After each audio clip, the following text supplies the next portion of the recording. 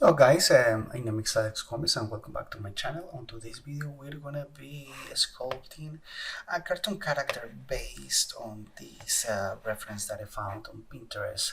So let's get to it guys.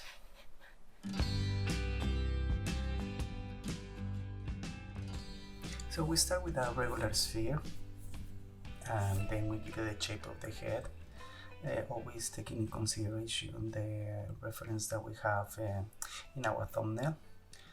Just using the move tool and make sure that the proportions of the cranium are pretty good. Then I move to add a neck, add the chest and add the hips, or not that part of the abdominal part of the body. Always beginning the block out with primitive shapes. Then when I have all the primitive shapes from the block out, I decided to start sculpting the face, just making the orbital bones around the eye sockets and defining those shapes way better.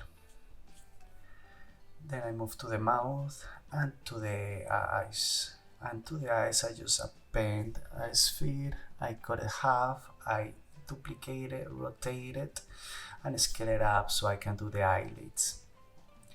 I add some more details in the chin and also more details in the mouth without getting the final shape.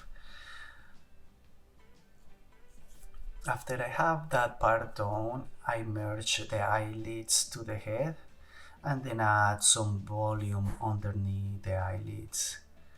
Then I mask the upper part of the eyelid just to get the eyelashes.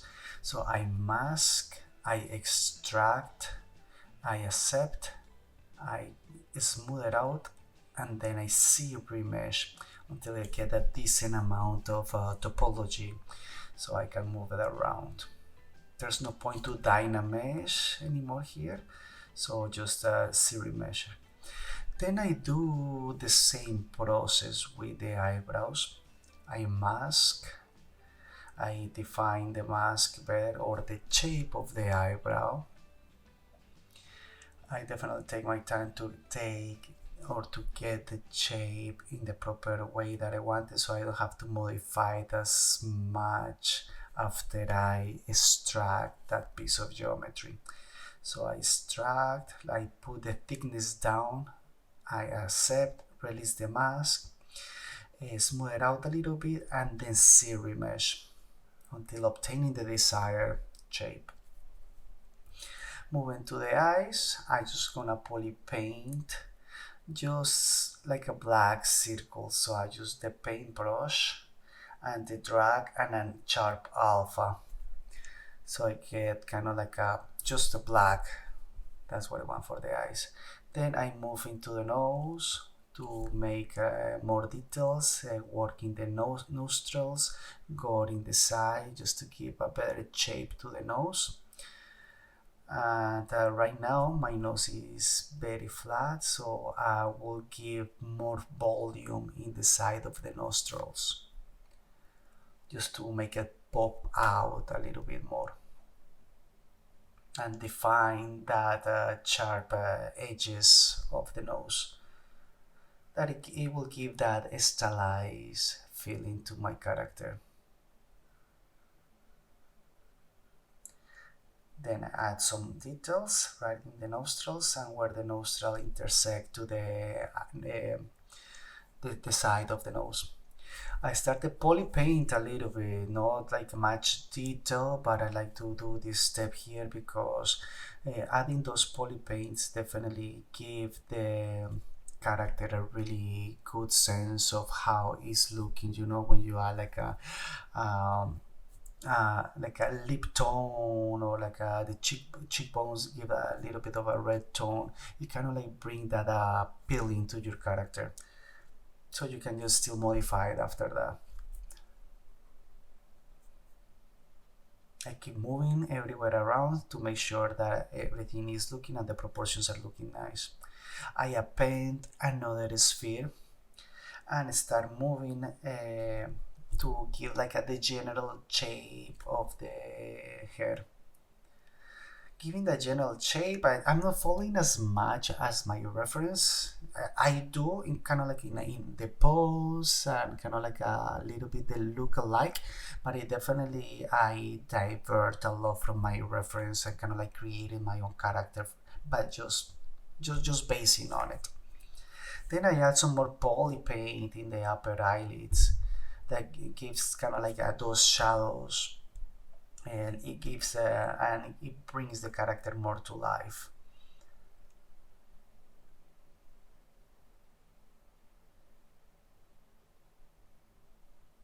And I always try to combine a little bit of colors, not always just have like the same color. Then that's something that I do totally different. In this example, I tend to add the ears later on. I don't like to sculpt ears. I should make them like that first, but anyways, it's not like you always have to do the eyes, then the mouth, then the nose, then the ears. Not you can do like or follow whatever steps you want to follow, but as long as they look good. And in the ears, they're very like a cartoonish ears, so I give it like a nice shape, and then I define those edges with a pinch brush. Then I move into giving the character some clothes. So I draw a mask to give like a kind of like that tank top. I make sure that the mask is fine. I then gonna go to extract, and I extract the mask. After I extract the mask with no thickness, I serum mesh and start moving my polygons and moving until I get the desired shape of the tank top that I want to give. So that's something that I do. I just move, and then I keep serum meshing. When I have the desired shape, what I do is I use the C modeler, and I extrude all the polygonal faces. And after extruding that, I just add some poly loops or edge loops around that thickness of the geometry we just extrude, and I keep moving. Keep moving. And if you guys see me zero meshing in that point, I make sure that I have always keep poly groups. Then for the hat, I just add a sphere. I just mask half of it, um, and then I go modify topology, delete hidden. I put it proportionate to the head. When I have it proportionate to the head, I extrude all the polygons with the C modeler, and then start giving the shapes that I want. Then in that part, I just decide to extrude the poly loop. So I grab that poly loop and extrude it up, and after extrude it, I add some poly loops or edge loops, so I can have a modified and I can move it more to give like a natural flow in the hat.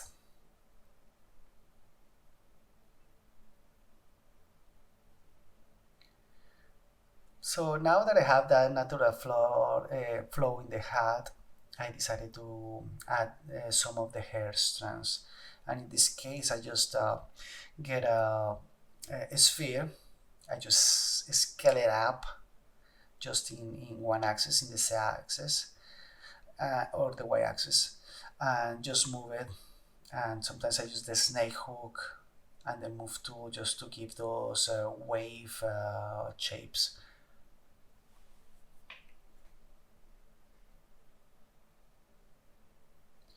And I keep tweaking the hair way more. After tweaking the hair, I just decide that it's time to add some color to the eyes. So I use the same technique as I was showing you before. I just, with the paint tool, I just drag,